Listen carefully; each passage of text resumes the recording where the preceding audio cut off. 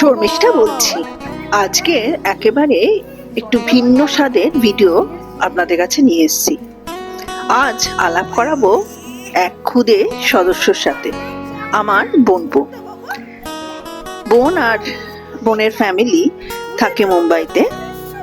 ক্ষুদের স্কুলের ছুটি পড়েছে, তাই সে মামার বাড়ি বেড়াতে এসছে। নতুন নতুন কথা শিখেছে, আমাকে মাসিমণি বলে ডাকে। বোন তার কিছু অফিসিয়াল কাজের জন্য যাচ্ছিল জামশেদপুর। আমিও বললাম চল, আমিও তোদের সাথে ঘুরে আসি। আসলে কি বলুন তো, দুঃখ কষ্ট টেনশান বিনা নেমন্ত্রণে চলে আসে, আপনাকে খুঁজতে হয় না, কিন্তু আনন্দগুলো খুঁজে পেতে হয়। যখনই কোনো আনন্দ খুশি থাকার সুযোগ পাবেন, তখনই সেটি গ্রহণ করবেন। আমরা বাড়ি থেকে 4:30 পর বেরোলাম। একেবারে অন্ধকার ছিল, আস্তে আস্তে আলো ফুটছে। কলকাতা শহরকে ভোরের আলোয় বেশ ভালোই লাগছে দেখতে। আর খুদে সে তো মাসিমণির সাথে ঘুরতে বেরিয়েছে বলে তার আলাদাই আনন্দ। আমি দেখাচ্ছি এইটা কি ওইটা কি, আর সে চোখ ভরে সবকিছু দেখছে, আর যেটাই ভাল লাগছে বলছে ওয়াও। বোনের সাথে আপনাদের আলাপ করানো হয়নি। আমি জবে থেকে ব্লগ শুরু করেছি, তারপরে বোন এই প্রথম কলকাতায় আসছে। সবে সবেই তো আমার এই পথ চলা শুরু। আপনারা সঙ্গে আছেন, উৎসাহ দিচ্ছেন, দেখছেন, সেজন্যই আমার এই ব্লগগুলো এত সুন্দর হয়তো হয়ে উঠছে। যাই হোক, বোনের সঙ্গে আমার সম্পর্কটা একটু অন্যরকম। আমার থেকে ছোট হলেও সে কিন্তু আমার জীবনের ফ্রেন্ড, ফিলোসফার অ্যান্ড গাইড। ছোটবেলায় খুবই মারপিট হতো, ঝগড়া হতো, সামান্য কাজ নিয়েও ঝগড়া হতো, কিন্তু এখন হয়েছে কি, বোনকে আমি কাজ করতে দিতে চাই না, বোন আমাকে কাজ করতে দিতে চায় না। এই সেই হাওড়া ব্রিজ, বিশ্বের অন্যতম ব্যস্ত ক্যান্টলিভার সেতু, যেখানে কোনো পিলার নদীর মাঝখানে রাখা হয়নি। ব্রিটিশ আমলে 1936 সালে সেতু নির্মাণের কাজ শুরু হয়। ব্রিজটি নির্মাণের কাজ সম্পূর্ণ হয় 1942 সালে এবং এটি জনসাধারণের জন্য 1943 সালে 3রা ফেব্রুয়ারি খুলে দেওয়া হয়। হাওড়া ব্রিজ, যা বর্তমানে রবীন্দ্র সেতু নামে পরিচিত। সেতুটির দৈর্ঘ্য প্রায় 705 মিটার। এটি সম্পূর্ণভাবে নিটসন স্টিল দিয়ে তৈরি, যার পরিমাণ প্রায় 26,500 টন। এই ব্রিজে প্রতিদিন গড়ে 1 লক্ষেরও বেশি গাড়ি চলাচল করে। এটি কলকাতার এক ঐতিহাসিক এবং সাংস্কৃতিক প্রতীক। বহু সিনেমা, সাহিত্য এবং চিত্রকলায় এই সেতু স্থান পেয়েছে।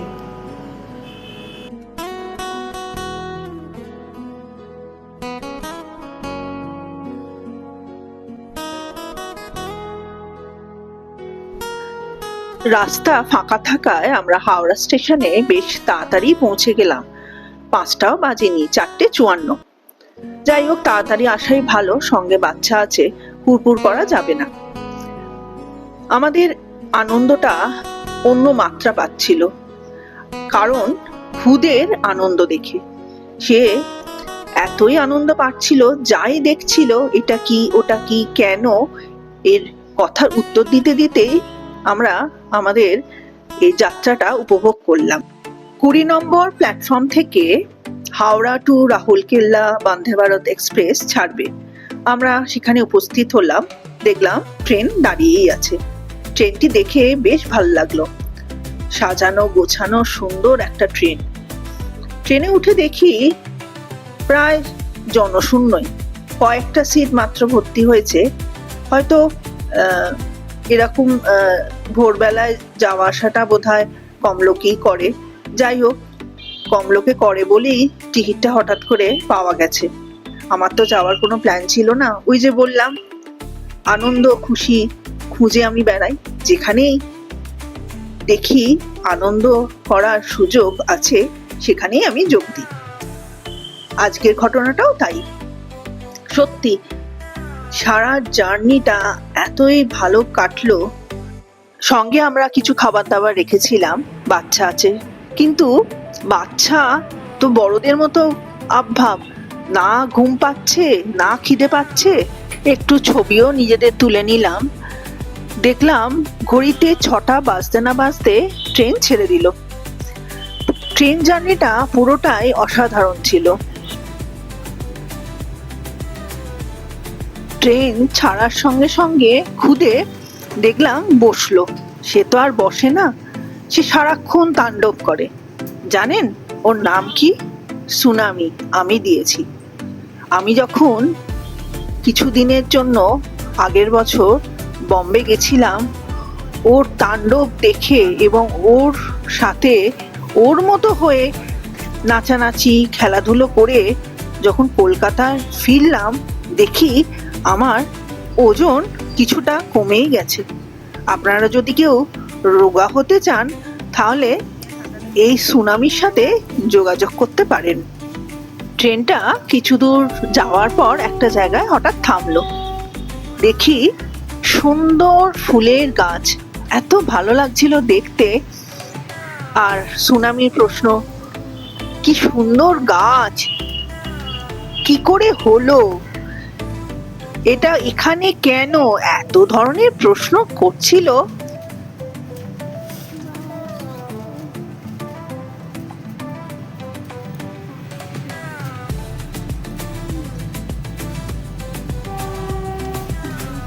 বন্দে ভারতে যে ব্রেকফাস্টের অপশনটা ছিল আমরা নিয়েছিলাম, ভেজ অপশনটাই নিয়েছিলাম। প্রথমে এলো চা, বিস্কিট। গরম চায়ে চুমুক দিতে দিতে আমরা জার্নিটা উপভোগ করছিলাম। চারপাশের নেচার বা প্রাকৃতিক সৌন্দর্য আমাদের মুগ্ধ করছিল। অনেকদিন বাদে ট্রেন জার্নি, বেশ ভালো লাগছিল। খড়গপুর পৌঁছালাম। খড়গপুরে বেশ কিছুক্ষণ দাঁড়ালো। তারপর আমাদের ব্রেকফাস্টের যে পরের আইটেমগুলো ছিল সেগুলো চলে এলো। ব্রেকফাস্টে ওরা দিয়েছিল ব্রেড, 2টো ব্রেড দিয়েছিল, আর 2টো ভেজিটেবল চপ, তার সাথে ফ্রেঞ্চ ফ্রাইস ছিল, বাটার ছিল, জ্যাম ছিল, সঙ্গে একটা কেকও ছিল। কেকটা দেখে সুনামির খুব আনন্দ হলো। ও বাটার খেতে খুব ভালোবাসে, সেজন্য বাটারটা খুলে প্রথমেই খাওয়ার চেষ্টা করলো। যেহেতু আমি ব্রেকফাস্ট আসার আগে কিছুটা খাইয়ে দিয়েছিলাম, পেটটা ওর ভরাই ছিল। যাই হোক, আমরা কিন্তু খাবারটা এনজয় করলাম। খাবারের মান মোটামুটি ভালোই। অবশেষে আমরা জামশেদজি শহর টাটানগরে পৌঁছলাম। এটি একটি শিল্প শহর। কেমন মার্কেট, এর দর্শনীয় স্থান কি কি, একদিনে যতটা আমরা দেখব সেগুলো আপনাদের সাথে সব ভাগ করে নেব। Howrah junction 2 thank you. यात्रीगण कृपया ध्यान दें, गाड़ी 1 हावड़ा जंक्शन से Rourkela Vande Bharat express 2 number platform पर खड़ी है। धन्यवाद। May I have your attention please? Train number 2087 Havara Junction to Rourkela Vande Bharat Express is standing on platform number 2. Thank you. यात्रीगण একটা কুলি ডেকে নিলাম। জিনিসগুলো সিঁড়ি দিয়ে ওঠানো একটু অসুবিধে, তাই কিন্তু দরদাম করে নেবেন আপনারা যখন যদি যান কোনো সময়। এক এক সময় এক একটা দর বলে, আপনারা একটুখানি সেটা দেখে বুঝে নেবেন। যাই হোক, আমরা কুলি আমাদের অটো স্ট্যান্ডে নিয়ে গেল। জামশেদপুরে দেখলাম অটোর প্রচলনটাই বেশি। যেহেতু ট্রেন একদম রাইট টাইম ছিল, আমরা 9:32-এর মধ্যেই প্ল্যাটফর্ম ছাড়তে পারলাম। এবং যে অটোওয়ালাকে আমরা ঠিক করলাম সে ছুটলো অটো আনতে।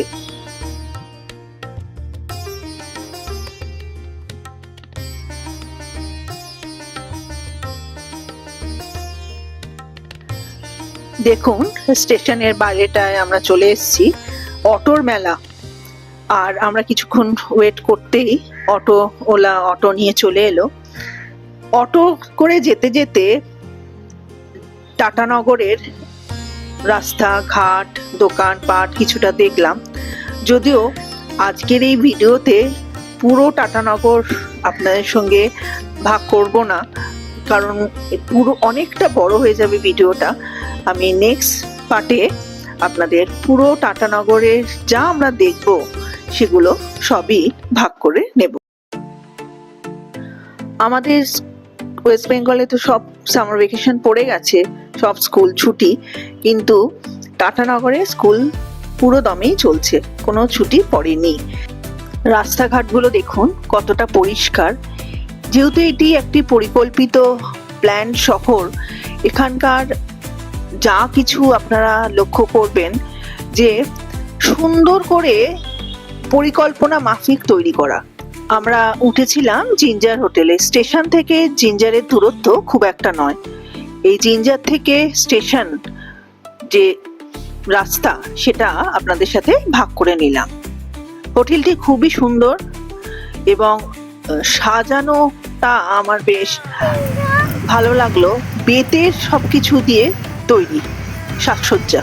বোন গেল হোটেলের কিছু ফর্মালিটিস আছে সেগুলো পূরণ করতে।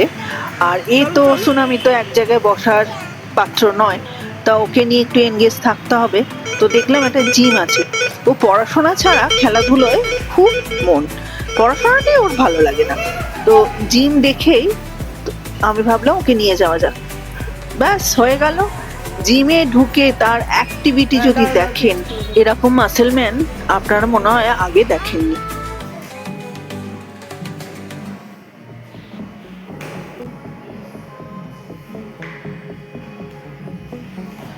আজ তাহলে আসি। পরের ভিডিওতে টাটানগরে আর কোথায় কোথায় গেলাম, কোন কোন গন্তব্যস্থল আছে যা দেখার, সেগুলো সব ভাগ করে নেব। যদি ভিডিওটি ভালো লাগে তাহলে সাবস্ক্রাইব করবেন, লাইক দেবেন আর আমার সাথে ও পাশে থাকবেন। নমস্কার।